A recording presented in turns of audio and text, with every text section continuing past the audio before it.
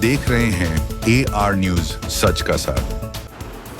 नमस्कार, आप देख रहे हैं AR न्यूज़। मैं हूं रोहित रैना। मैं इस समय खड़ा हूं बाजावई के अंदर। आप देख सकते हैं ठीक मेरे पीछे जय बाबा माइबल जी का जो स्थान है, ये मैं बाजावई के अंदर है। यहाँ मैं खड़ा हूँ। रविंद्र रैना भी यहाँ पहुँचे थे आज, जो भाजपा के पूर्व प्रदेश अध्यक्ष हैं।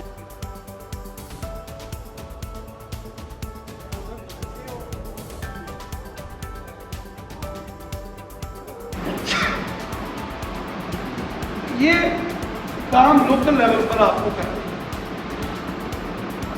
अगर ये काम रह गए तो बड़ी परेशानी आप लोगों को आई, तो नहीं आनी चाहिए। दिव्य ज्योति जागृति संस्थान तकरीबन 2000 के करीब वहाँ पब्लिक रही होगी और ज़्यादातर लोग इसी बेल्ट के, सेरी, बैरीपट्टन, कांगड़ी, बाजाबाई शहर के भी बड़े लोग थे। तो उन्होंने मुझे बुलाया था कि आखिरी समापन का कार्यक्रम है, तो मैं खुद यहाँ उसने कहा कि कुछ लोगों के घरों में हमें मिलना चाहिए, किसी के घर में खुशी कमी हो गई। तो आज हमने ये सारा मंडल आपका यहाँ रखा। यहाँ का क्या क्या कार्य चल रहे हैं पूरी रेखा ली और जो भी समस्या भरपूर जानकारी ली।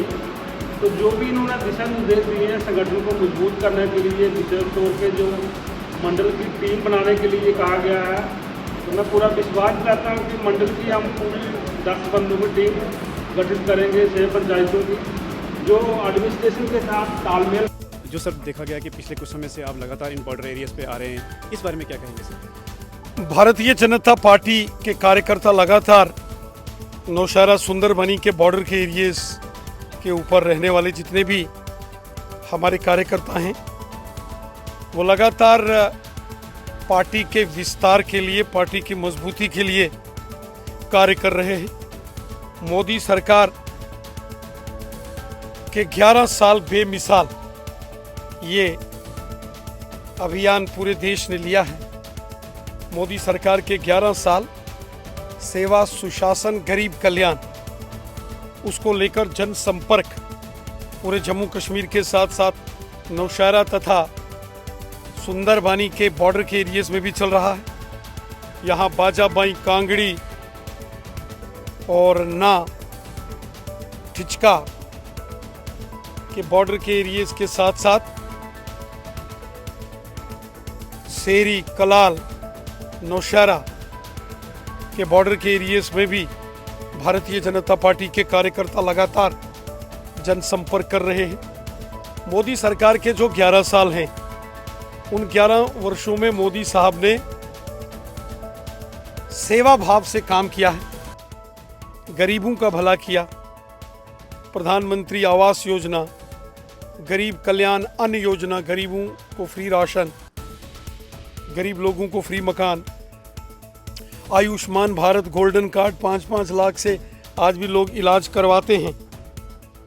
और इसके साथ साथ अगर आप देखेंगे सड़कों का जाल, प्रधानमंत्री सड़क योजना, और अभी लगभग 10,500 करोड़ बड़े बड़े टनल्स और बड़े प्रोजेक्टों के लिए मोदी सरकार ने दिया है।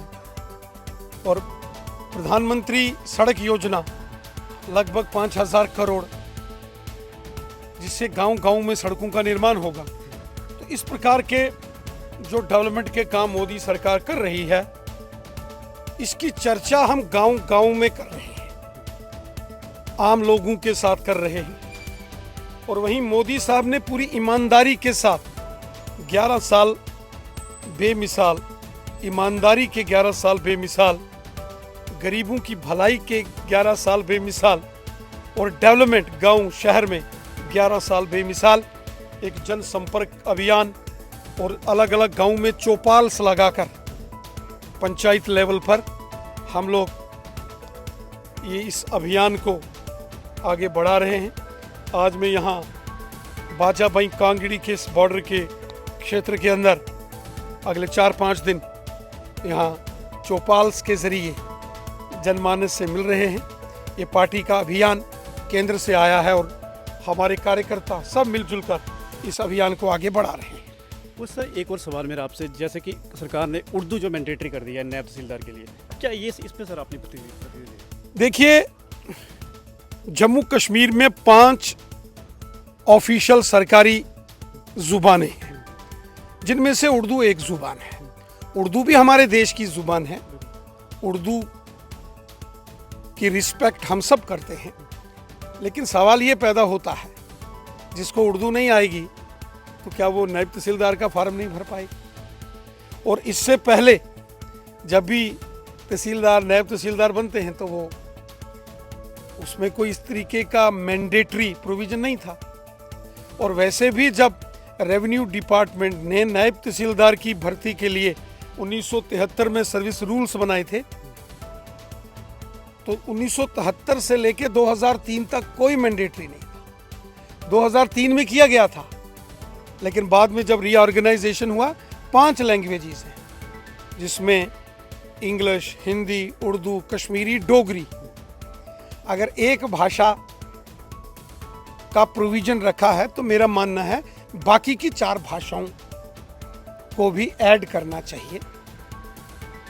और मैं उम्मीद करता हूं कि इस पर कोई ठीक फैसला सरकार करेगी।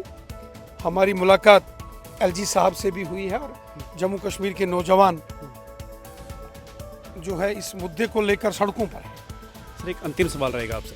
सर जिस तरह नेशनल कॉन्फ्रेंस सरकार जो थी उसने पहले ये कहा कि सिलेंडर फ्री देंगे, उसके बाद राशन को डबल करेंगे। सर जब इनसे इस बारे में बात करो, ये कहते हैं कि स्टेटहुड, बात को पलटने की कोशिश। देखिए, नेशनल कॉन्फ्रेंस ने जब चुनाव असेंबली का लड़ा तो उन्होंने एक मैनिफेस्टो जारी किया था, और उस मैनिफेस्टो में नेशनल कॉन्फ्रेंस ने जो है वो कहा था कि साल में 12 सिलेंडर फ्री देंगे।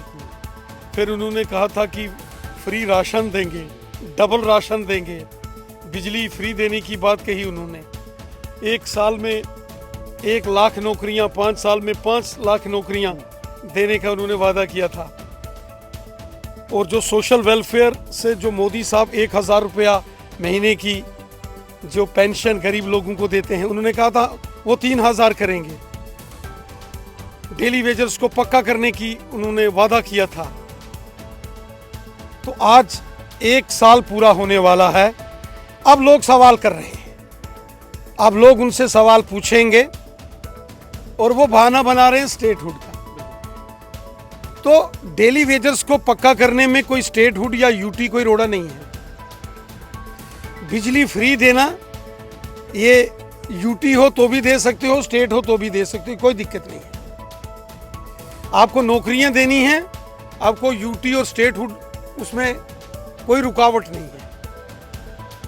आपको गरीब लोगों की पेंशन 1000 से 3000 करनी है, यूटी और स्टेट, उसमें कोई रुकावट नहीं है।